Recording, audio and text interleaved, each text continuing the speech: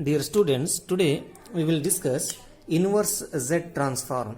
We know that Z transform of a sequence is a function of Z, that is U of Z.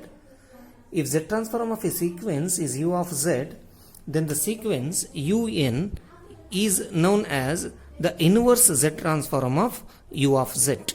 So that means if Z transform of a sequence UN is U of Z, then the sequence UN is inverse of U of Z. So we will denote it by Z inverse of U of Z. To find the inverse Z transform of U of Z, we need to remember some of the important formulae. So the first one is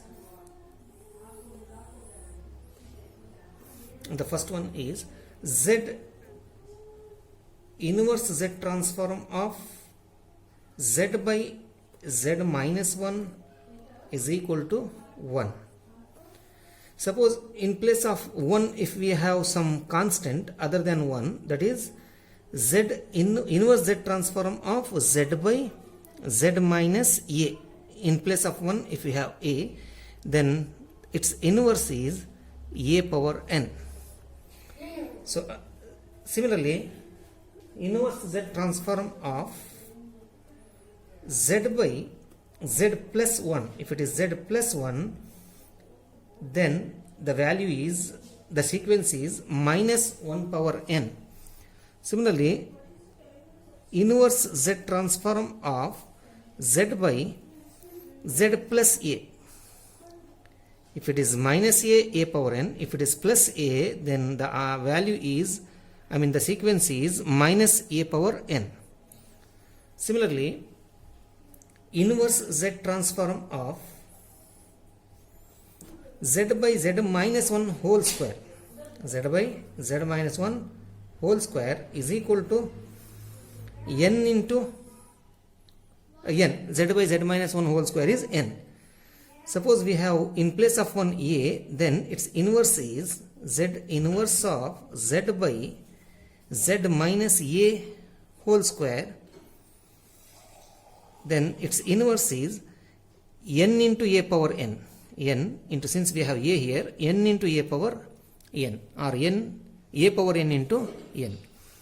Suppose we have plus, then Z inverse of Z by Z plus 1 square is equal to Z by Z plus 1 whole square is equal to minus 1 power n into n. Similarly, inverse Z transform of Z by Z plus A power n, if it is Z plus, in place of minus if you have plus whole square, then this is n into minus A power n, n into minus A power n. So in the same way, we need to remember another two formulae. Inverse Z transform of Z square plus Z divided by Z minus 1 whole cube, Z square plus Z divided by Z minus 1 whole cube, this is equal to n square. Similarly, inverse Z transform of, in a place of Z square, AZ square, and in place of Z, A square Z, divided by, in place of 1A, Z minus A whole cube. So then its inverse is n square into A power n, n square into A power n. Similarly, inverse Z transform of Z square plus Z divided by Z plus 1 whole cube, Z plus 1 whole cube. This is equal to minus 1 power n into n square. Similarly, inverse Z transform of AZ square plus A square Z divided by Z plus A whole power 3. This is equal to Z plus A whole power 3. We must have here minus A, wherever A, minus A, here also this is A square. So this is equal to n square into minus a power n. N square into minus a power n. So these are the important formulae to remember to find the inverse Z transform. So we find inverse Z transform by the method of partial fractions. So if u of z is improper fraction means the degree of the numerator is more than the degree of the denominator, more than or equal the degree of the denominator, then we resolve u of z by z. That means we bring z from the right hand side to the left hand side, that is we take that z to the denominator to find u of z by z. Then we resolve u of z by z into partial fractions. And remember that if the denominator of u of z contains repeated factors like z minus a whole square or z minus a whole cube, like this, z minus a whole power, etc., then we take the corresponding terms in the numerator as az for z minus a whole square, and for z minus a whole cube a square z plus az square. Of course, if we have z plus a, here z plus a in place of minus, if we have plus, then the corresponding terms are minus az, or minus a whole square will be a square z plus minus az square. Or even you can take this, while finding the constants, we may adjust that value to find the inverse. So let us consider a problem here. Find the inverse Z transform of z by z square plus 7z plus 10. So let us take this as u of z. U of z is equal to z by z square plus 7z plus 10. Therefore u of z by z is equal to 1 by z square plus 7z plus 10.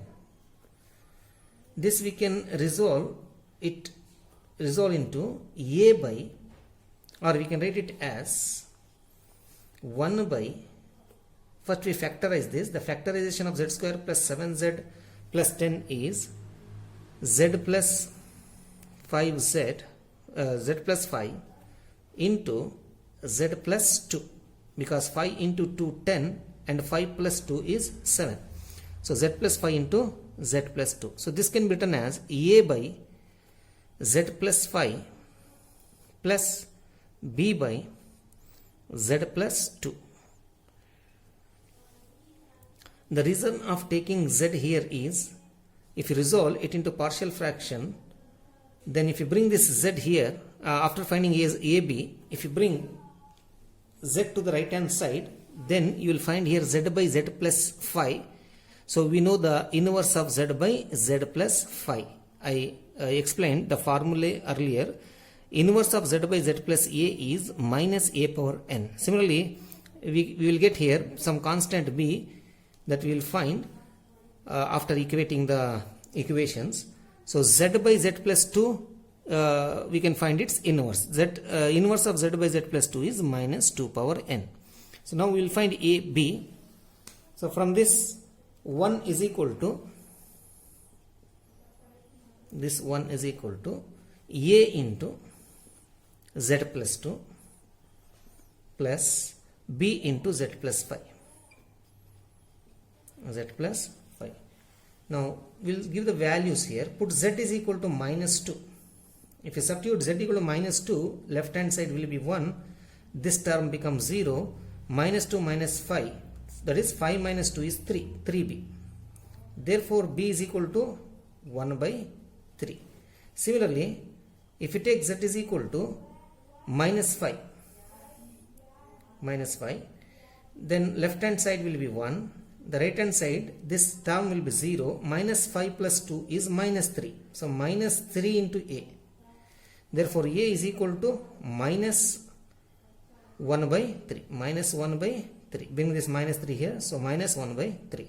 So therefore we can write u of z by z as, u of z by z as a by z plus 5. What a is what? Minus 1 by 3 into 1 by z plus 5. Similarly, b is 1 by 3 plus 1 by 3 into 1 by z plus 2. Therefore, u of z will be equal to, bring this z here, minus 1 by 3 into z by z plus 5 plus 1 by 3 plus 1 by 3. So bring this z here, z by z plus 2. Z by z plus 2. So therefore, inverse of u of z is the sequence un. Therefore, the inverse is un, which is equal to minus 1 by 3. We know that inverse of z by z plus 5 is minus 5 power n plus 1 by 3. Z by z plus 2 is minus 2 power n. Z by z plus 2. Inverse of z by z plus 2 is minus 2 power n. So this is the inverse z transform of this function u of z.